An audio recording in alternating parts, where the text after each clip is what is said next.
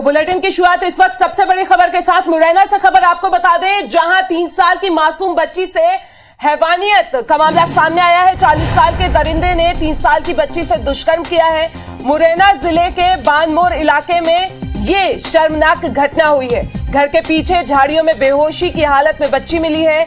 दरिंदगी का शिकार मासूम बच्ची की हालत अभी गंभीर बनी हुई है। आपको यह भी बता दें कि आरोपी की तलाश में सीसीटीवी फुटेज खंगाल रही है पुलिस। तो इस वक्त ये बड़ी खबर मुरैना से, जहां हैवानियत की हदें पार हुई हैं और 3 साल की मासूम बच्ची के साथ 40 साल के दरिंदे ने दुष्कर्म किया है।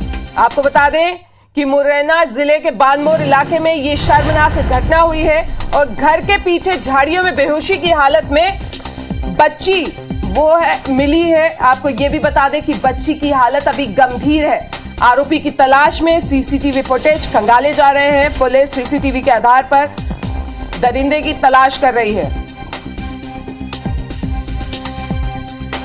चलिए, तो रोमाना इंतजार करने वाली खबर निकलकर सामने आई है और निश्चित रूप से कई सवाल यहाँ पर खड़े हो रहे हैं कि आखिर इस तरह की घटनाएं क्यों बढ़ रही है। आखिर लोगों की मानसिकता क्या होगी जो इस तरह की घटनाएं लगातार निकलकर सामने आ रही है। मुरैना से ये बड़ी खबर है, जहां पर 3 साल की मासूम बच्ची से दुष्कर्म किया गया। 40 साल के दरिंदे ने 3 साल की मासूम बच्ची से दुष्कर्म किया। मुरैना जिले के बानमोर इलाके में यह शर्मनाक घटना हुई है।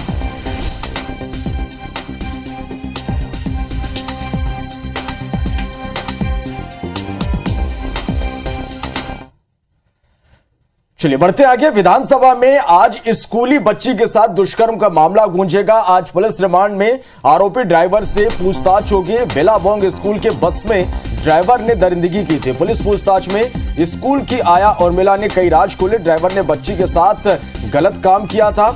सभी स्कूल बसों की जांच का अभियान अब प्रशासन चलाएगा। उड़न दस्ते स्कूल बसों की सीसीटीवी रिकॉर्डिंग की चेक करेंगे।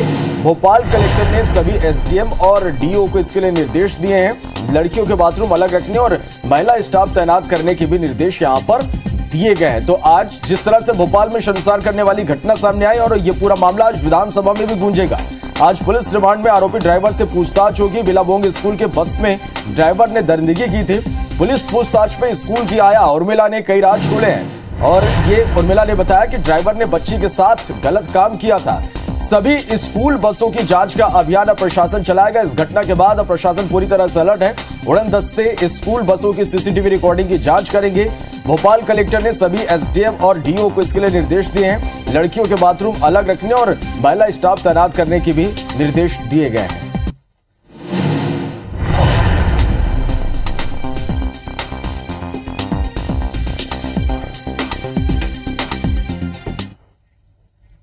और इसी खबर पे ज्यादा जानकारी के लिए हमारे 2 रिपोर्टर्स हमसे जुड़ रहे हैं, मुरैना से और भोपाल से। उनका रुख कर लेते हैं। सत्येंद्र जुड़े हैं हमारे साथ मुरैना से और भोपाल से विवेक। तो सबसे पहले सत्येंद्र, आपसे जानना चाहेंगे, अभी दरिंदे का कुछ पता चल पाया? क्योंकि सीसीटीवी फुटेज जो है वो पुलिस लगातार जो है उसको खंगाल रही है। बच्ची की बात करें तो बच्ची की हालत कैसी है?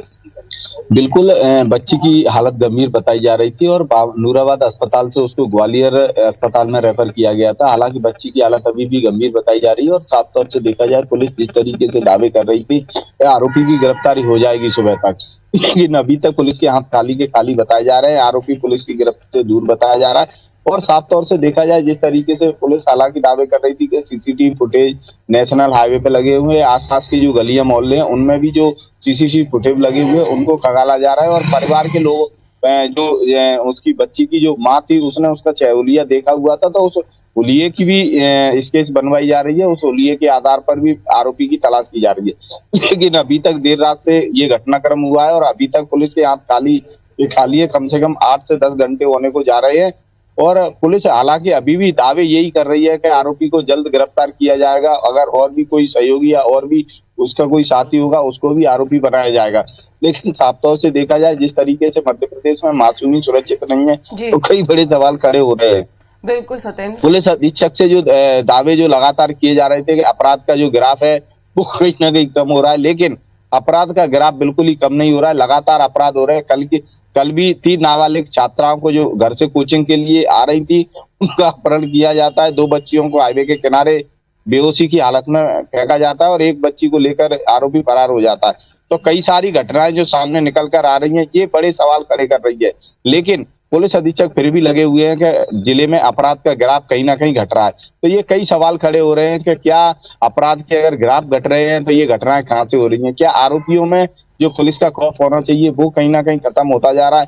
आरोपी आए दिन घटनाओं को अंजाम दे रहे हैं, लगातार इस तरीके की घटनाएं सामने आ रही हैं। बहुत सारे सवाल खड़े कर रही है ये पूरी घटनाक्रम। जी बिल्कुल सत्येंद्र, लगातार सवाल इस पूरे मामले पे खड़े हो रहे हैं। जिस तरीके से हम देख रहे हैं कि एक के बाद एक लगातार जो इस तरीके की वारदातें आई हैं, उसके बाद विपक्ष भी जो है वो सरकार को घेरने के लिए पूरी तरीके से तैयार हो गया है। चलिए विवेक, मैं आपके पास आना चाहूंगा। जिस तरह से ये पूरी घटना सामने आई, आया से लगातार पूछताछ हुई, कई खुलासे उन्होंने किए हैं। इस घटना से जुड़े अपडेट सबसे पहले आपके पास क्या कुछ है?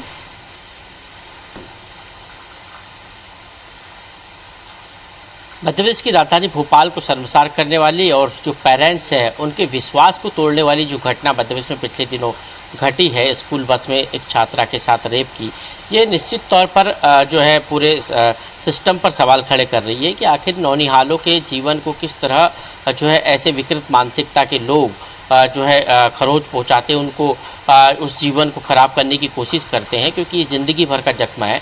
मध्य प्रदेश के राजधानी भोपाल में जो घटना घटी, इसमें सख्ती से पूछताछ अब शुरू हो गई है और कल ही जो ड्राइवर है उसने घटना को अंजाम देने की बात स्वीकार की है और उसके बाद जो आया जिसको गिरफ्तार किया गया है उर्मिला साहू, उसने भी पूरे मामले में जो है कई राज खोले। यहाँ तक कि उसने ये भी बताया कि घटना कहाँ घटित हुई थी और किस तरह घटित हुई।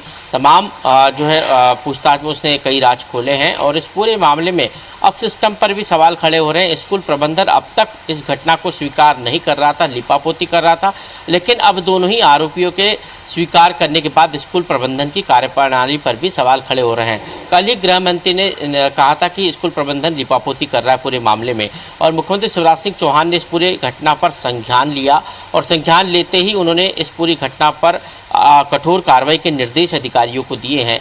स्कूली शिक्षा विभाग ने भी स्कूल प्रबंधन की जांच के लिए, स्कूल की जांच के लिए टीम गठित कर दी है। भोपाल कलेक्टर ने सख्त कार्रवाई के लिए निर्देश दिए हैं और साथ ही स्कूलों में इस तरह की चूक अब न हो, और इसलिए जो है टीम बनाकर जो है उड़नदस्ते बनाकर स्कूलों की जांच की जाएगी, बसों की जांच की जाएगी। जिन बसों में बच्चे जाते हैं उनमें सुप्रीम कोर्ट की गाइडलाइन का पालन हो रहा है या नहीं हो रहा है, इसको ध्यान में रखकर जांच की जाएगी। साथ ही स्कूलों में भी ये देखा जाएगा कि बच्चियों के टॉयलेट अलग है या नहीं है, या फिर मासूम बच्चियों की टॉयलेट अलग है या नहीं है। इन तमाम विषय पर जो है गहन जाँच राजधानी भोपाल में होगी। लेकिन इस पूरे मामले में जो सिस्टम पर सवाल खड़े हो रहे हैं, जो सवाल सामने उठकर आ रहे हैं, इसमें अब सरकार भी घिरती हुई नजर आ रही है और यही कारण है कि विपक्ष आज विधानसभा में इस मुद्दे को उठा सकता है। जी निश्चित रूप से विवेक, सबसे बड़ा सवाल यही कि आगे इस तरह की घटना ना हो, इसके लिए किस तरह से कदम उठाए जाते हैं ये देखना बहुत जरूरी है। आप दोनों का बहुत शुक्रिया हमारे साथ जुड़ने के लिए और इस तमाम जानकारी के लिए। तो आपको बता दें कि भोपाल के बिलाबोंग हाई इंटरनेशनल स्कूल की जिस बस में मासूम से घिनौनी वारदात हुई, उस बस को पुलिस ने जब्त कर लिया है। दोनों आरोपियों को 24 घंटे की पुलिस रिमांड पर कोर्ट ने भेज दिया है। वहीं प्रशासन ने बुलडोजर चलाकर आरोपी हनुमंत जाटव का घर जमींदोज भी कर दिया है। भोपाल के महिला थाने में खड़ी ये वही स्कूल बस है जिसमें महज 3.5 साल की मासूम बच्ची के साथ घिनौनी वारदात हुई। बस ड्राइवर हनुमंत जाटव और महिला केयरटेकर की गिरफ्तारी के बाद पुलिस ने बस को भी जब्त कर लिया है। हालांकि बस में लगे सीसीटीवी कैमरे के फुटेज डिलीट बताए जा रहे हैं। इसमें आरोपी को गिरफ्तार कर लिया गया है एवं घटना स्थल जो कि एक बस थी, बस को जब्त कर लिया गया है। हैरानी यह है कि स्कूल प्रबंधन अब भी अपनी लापरवाही मानने को तैयार नहीं है। बच्ची पानी पी रही थी, पानी के कारण उसकी टी शर्ट गीली हो गई थी, तो उन्होंने बच्ची के कहने पर कपड़े उतार करके उसका चेंज करवा दिया। दूसरी तरफ आरोपी हनुमंत जाटव के घर और चाय की दुकान के आसपास सन्नाटा पसरा हुआ है। आरोपी ने अपने घर के पास ही बस रोककर वारदात को अंजाम दिया था। आया है, उसके द्वारा बताया गया है कि कुछ दूरी पे सुनसान जगह है, वहाँ पर बस रोककर ये घटना कर। मामले पर सरकार ने कड़ा एक्शन भी शुरू कर दिया है। नगर निगम और जिला प्रशासन ने साझा कार्रवाई करते हुए सरकारी जमीन पर बना आरोपी का मकान जमींदोज कर दिया है। चले तो 3.5 साल की मासूम बच्ची के साथ स्कूल बस ड्राइवर की घिनौनी करतूत के मामले में सीएम शिवराज सिंह चौहान ने भी इस पूरे मामले को संज्ञान में लिया है और उन्होंने ट्वीट कर दोषी को कठोर से कठोर सजा दिलाने की कार्रवाई जल्द सुनिश्चित करने की बात भी कही है। वहीं कांग्रेस मामले को विधानसभा में भी उठाने की बात कह रही है। दुष्कर्म मामले को लेकर मुख्यमंत्री ने ट्वीट कर 2 टूक कहा है कि इस घटना को चिन्हित अपराध में शामिल किया गया है और दोषी को कड़ी से कड़ी सजा दिलाई जाएगी। दूसरी तरफ स्कूल शिक्षा मंत्री ने मामले की जांच के लिए 3 सदस्यीय कमेटी बनाई है जो हफ्ते भर में अपनी रिपोर्ट सौंपेगी। जहाँ तक स्कूल प्रबंधन का सवाल है, मैं भी मानता हूँ कि उन्होंने मामले में लीपापोती करने की कोशिश की। हमारे डीओ को निर्देशित किया गया है कि उसमें 3 लोगों की समिति बनाकर पूरी डिटेल जांच करना। जो भी अनैतिक विचारों को, वातावरण को जन्म दे, ऐसी हर गतिविधि को नियंत्रित करना होगा। इधर कांग्रेस कानून व्यवस्था के मुद्दे पर सरकार को घेर रही है। अपराधियों पर और अपने कर्मचारी अधिकारियों पर कोई अंकुश नहीं है। मुझे लगता है कि सरकार को इन सब चीजों में सख्त होने की जरूरत है। बच्ची के साथ हुई घटना ने सभी को सख्ते में डाल दिया है। जिनकी ये जिम्मेवारी होती है कि बच्चों को सुरक्षित अपने घर से लाए ले जाएं, तो उन्हें इस दिशा में कदम उठाना चाहिए। सरकार ने स्कूल प्रबंधन से भी पूरी रिपोर्ट मांगी है, जिसके बाद ये तय होगा कि स्कूल की ओर से इसमें किस स्तर पर लापरवाही हुई है। बड़ी खबर आपको बता दें कि मध्य प्रदेश में बारिश को लेकर येलो अलर्ट जारी किया गया है। भोपाल समेत 25 जिलों के लिए ये अलर्ट मौसम विभाग ने जारी किया है। नर्मदापुरम सहित 10 जिलों के लिए ऑरेंज अलर्ट जारी किया है। तो वहीं सेंट्रल मध्य प्रदेश में बना है वेलमार्क लो मानसूनी सिस्टम। आपको बता दें कि रायसेन, नर्मदापुरम, बैतूल, विदिशा, छिंदवाड़ा, सागर में बारिश हो रही है। टीकमगढ़, दमोह, छतरपुर, निवाड़ी जिले में अति भारी बारिश का ऑरेंज अलर्ट जारी किया गया है। तो वहीं धार, गुना, खंडवा, शिवपुरी, खरगोन, सीहोर, अशोकनगर, अलीराजपुर, झाबुआ, पन्ना, नीमच, मंडला, शाजापुर, बालाघाट, नरसिंहपुर, सिवनी, मंदसौर जिले में भारी बारिश का येलो अलर्ट जारी किया है। तो एक बार फिर से मध्य प्रदेश में मानसून एक्टिव हो गया है, जिसको लेके अलग अलग जगहों पे अलग अलग अलर्ट जारी किया गया है। कहीं पे येलो अलर्ट तो कहीं पे भारी बारिश को लेकर ऑरेंज अलर्ट भी जारी किया है।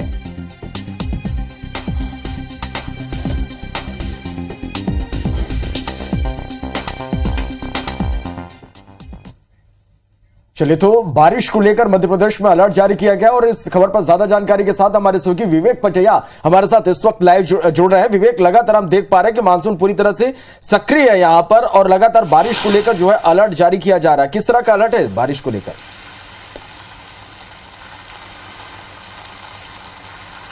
मध्य प्रदेश में एक बार फिर मानसून सक्रिय हो गया है और मौसम विभाग की जो जानकारी है उसके मुताबिक प्रदेश के 10 जिलों में ऑरेंज अलर्ट है और प्रदेश के 25 जिलों में येलो अलर्ट जारी है। ऑरेंज अलर्ट वाले जिले नर्मदापुरम, होशंगाबाद, जो नर्मदापुरम के नाम से जाना जाता है, अब बैतूल, छिंदवाड़ा, सिवनी, ये वो जिले जहां पर ऑरेंज अलर्ट जारी किया गया है। इसके अलावा प्रदेश के अन्य जो मालवा निवाड़ के जो जिले हैं और मध्य प्रदेश के जो जिले हैं यहाँ पर येलो अलर्ट जारी किया गया है। मौसम विभाग की चेतावनी के बाद जिला प्रशासन जो है वो एक्टिव नज़र आ रहा है और जिला प्रशासन ने ऐसे स्थानों पर जहां पर तेज़ बारिश हो रही है, पानी का बहाव जहां है, जहां बांध और नदी नाले उफान पर है, ऐसी स्थिति में वहां जाने के लिए लोगों से मना किया है। साथ ही प्रदेश में जो मानसून एक बार फिर सक्रिय होने से किसानों की मुश्किलें बढ़ गई है, क्योंकि पहले ही जो तेज़ बारिश हुई थी उससे किसानों की जो सोयाबीन और मक्का की फसल है उसको काफ़ी नुकसान पहुंचा था। लेकिन अब एक बार फिर जो तेज़ बारिश का दौर शुरू हुआ है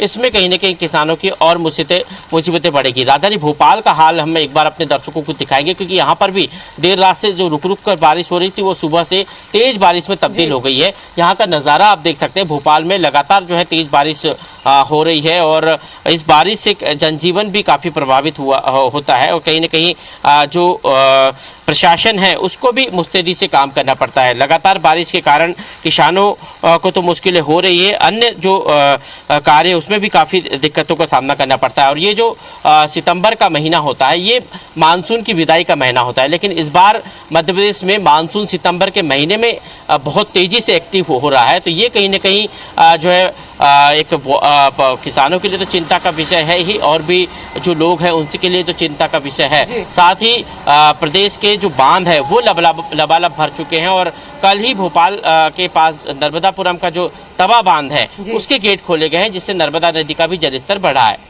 बिल्कुल कह सकते हैं विवेक कि जिस तरीके से हमने पिछले दिनों देखा, लेकिन यहाँ अच्छी बात यह रही कि जिस तरीके से बारिश हो रही है उसको लेकर जिला प्रशासन अभी से ही अलर्ट मोड पे आ गया है और जो निचली बस्तियां हैं वहां पे भी लगातार अभी से टीमों को तैनात कर दिया गया है। तमाम जानकारी के लिए आपका बहुत बहुत शुक्रिया।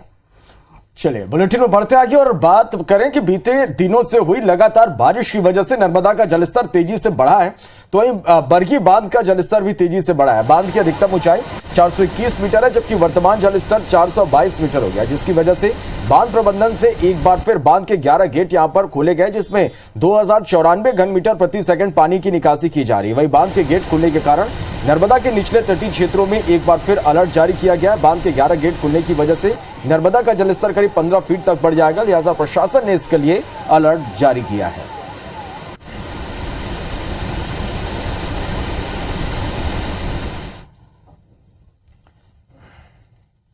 तो बता दें कि धार के कारण डैम की तरह खंडवा के आवना नदी पर बने बांध में रिसाव होने से ग्रामीणों में दहशत आ गई है। ग्रामीणों ने फौरन इसकी जानकारी अधिकारियों को दी, जिसके बाद कलेक्टर और जल संसाधन विभाग के अधिकारियों ने मौके पर पहुंचकर हालात का जायजा लिया। अधिकारियों ने रिसाव को बड़ी समस्या न मानते हुए बांध को सुरक्षित बताया है। फिलहाल सुराखों पर मिट्टी की बोरियां रखकर रिसाव रोकने की कोशिश की जा रही है। तो वहीं कलेक्टर का कहना है कि मछली ठेकेदार ने बगैर इजाजत जालियां लगा दी थी, जिसमें से 60 से 70 सेंटीमीटर पानी ज्यादा भर गया है और रिसाव होने लगा है। जाली हटाने के बाद रिसाव का खतरा टल गया है।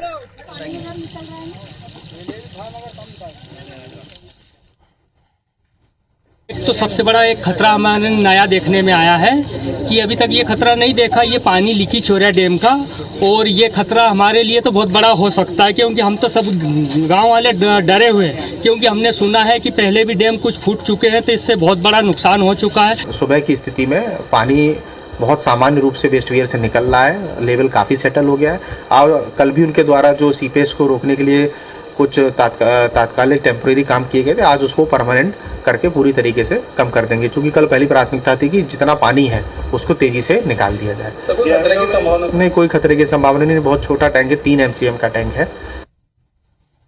बात करेंगे रायपुर की। आपको बता दें कि रायपुर के कई इलाकों में आज नगर निगम की जल आपूर्ति आशंकित रूप से प्रभावित रहेगी। नगर निगम के फिल्टर प्लांट के पास रावण भाटा मैदान में स्टेडियम के निर्माण का काम चल रहा है, तो जिसके कारण बिजली के तारों को शिफ्ट किया जाएगा। इस कारण से दोपहर 12 बजे से शाम 3 बजे तक फिल्टर प्लांट में 3 घंटे का शटडाउन लिया जाना है। सुबह पानी सप्लाई होगा, लेकिन शाम को डगनियागंज, गोड़ियारी, राजेंद्र नगर, तेलीबांधा, शंकर नगर, खमथराई, भनपुरी, ईदगाह भाटा, पुरानी टंकी, श्याम नगर, भाटा गांव, चंगोरा भाटा, कुशालपुर, डीडी नगर, ईदगाह भाटा, सरोना, टाटीबंद, कोटा, कबीर नगर, जरवाय, गोगांव, मठ पुरैना, लालपुर, अमरीडीह, अवंती विहार, मंडी, मोवा, सड्डू, दलदल सिवनी, रामनगर, कचना, आमा सिवनी, देवपुरी, बोरिया खुर्द, जोरा और बनपुरी नया ओवर हेड टैंक से शाम को जलापूर्ति प्रभावित रहेगी। हालांकि कल सुबह से जलापूर्ति फिर से नियमित हो जाएगी।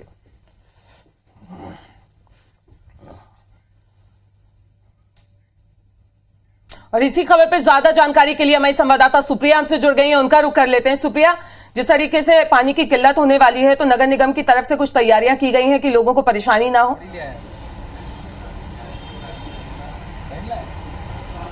बिल्कुल, देखिए नगर निगम की तरफ से अतिरिक्त टैंकर की व्यवस्था तो की जाएगी, लेकिन हम आपको बता दें कि जो जल आपूर्ति है वो प्रभावित होगी। लगभग 3000 लोगों को पानी नहीं मिल पाएगा, जिसकी वजह से लोग तो प्रभावित होंगे ही।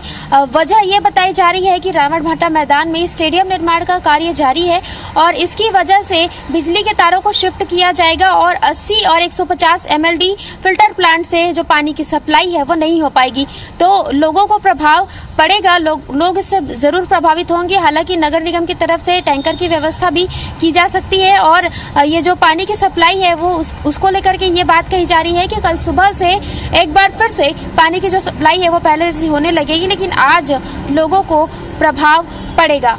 चलिए, निश्चित रूप से तो आज थोड़ी सी परेशानियों का सामना लोगों को यहां पर करना पड़ेगा पानी के लिए। बहुत शुक्रिया सुप्रिया आपका इस पूरी जानकारी के लिए। चलिए बढ़ते हैं बुलेटिन में आगे। भोपाल से खबर, जहां आशा उषा कार्यकर्ताओं का आज आंदोलन खत्म होगा। स्वास्थ्य मंत्री प्रभुराम चौधरी के आश्वासन के बाद आंदोलन उन्होंने वापस लेने का फैसला लिया। देर रात स्वास्थ्य मंत्री से आशा श्रमिक संगठन के प्रमुख ने मुलाकात की। प्रदेश अध्यक्ष लक्ष्मी कौरव ने स्वास्थ्य मंत्री से मुलाकात की और मंत्री ने अधिकारियों की बैठक बुलाकर निर्णय लेने का आश्वासन दिया है। तो स्वास्थ्य मंत्री के आश्वासन के बाद आंदोलन वापस लेने का निर्णय लिया गया है। उषा आशा कार्यकर्ताओं ने अपना आंदोलन खत्म करने का फैसला लिया है। प्रदेश अध्यक्ष लक्ष्मी गौड़ ने स्वास्थ्य मंत्री से मुलाकात की।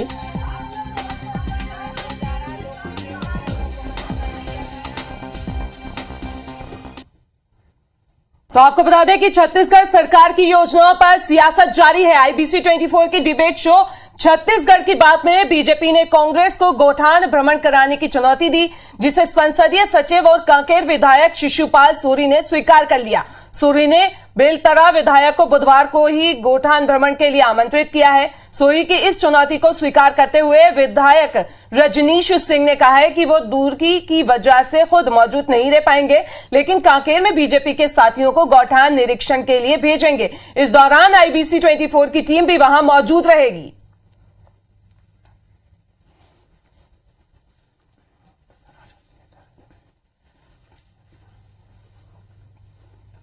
हमारे जो साथी बैठे हैं बहुत ही विद्वान रजनीश भाई है, तो उनको मैं निमंत्रित करता हूं कि हमारे कांकेर जिले में आए। मैं उनको गोठान भी ले जाऊंगा, मैं उनको आत्मानंद स्कूल भी ले जाऊंगा और वो देखें कि क्या काम हो रहा है। मैं चैलेंज के साथ आपको मैं निमंत्रित करता हूं। चलिए रजनीश जी, आपको भी एक चैलेंज मिल गया, निमंत्रण भी मिल गया, और चूंकि आपने रजनीश जी जिक्र किया IBC 24 टीम का, तो जब भी कभी आप तिथि तय करेंगे तो अवश्य बताइएगा। शिशुपाल जी आपको कांकेर बुला रहे हैं और कह रहे हैं कि आप चलें साथ में, आपके साथ में हम लोग भी चल के देख लेंगे सारी चीजें। और एक प्रश्न इससे जुड़ा हुआ है, पहले आप वो बताएंगे, डेट वेट बताएंगे, तारीख बताएंगे रजनीश जी, कब आप जाने वाले हैं?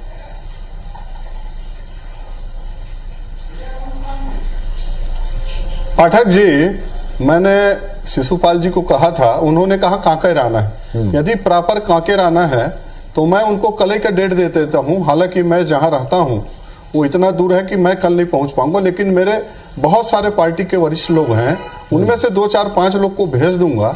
आपकी टीम चली जाएगी, मैं भी वहीं से वीडियो कॉलिंग से बहुत सारे आजकल तकनीकी ऐसी चीजें हैं जिसमें हम लोग देख लेंगे और उसके बाद तय हो जाएगा। और हमने चैलेंज स्वीकार किया है, उनको न्योता दिया है कि कल 11 बजे आ जाए। उन्होंने कहा कि भाई मैं दूरी की वजह से नहीं आ पाऊंगा, किंतु हमारे लोग रहेंगे तो उसका स्वागत है। हमारे IBC की टीम रहेगी। 3 दिन पहले भी कहा था कि एक गोठान हमको दिखा दो, आज तक कोई जवाब नहीं आया। अभी हमारे वरिष्ठ विधायक जी ने कहा है कि कल दिखाएंगे। मैं प्रयास कर रहा हूं कि हमारे जो वहां के वरिष्ठ लोग हैं वो जाएं, देखें कि कितने मवेशी कब से आ रहे हैं, कैसे खाना खिला रहे हैं, पिला रहे हैं, वहाँ क्या व्यवस्था है। मैं पूरा प्रयास करता हूं और माननीय विधायक जी दूर हैं, नहीं तो मैं खुद जाता। और इस बुलेटिन में अभी के लिए फिलहाल इतना ही। आगे देखिए हमारा बुलेटिन हमर बानी हमर गोठ हमारी सहयोगी अमृता के साथ। नमस्कार।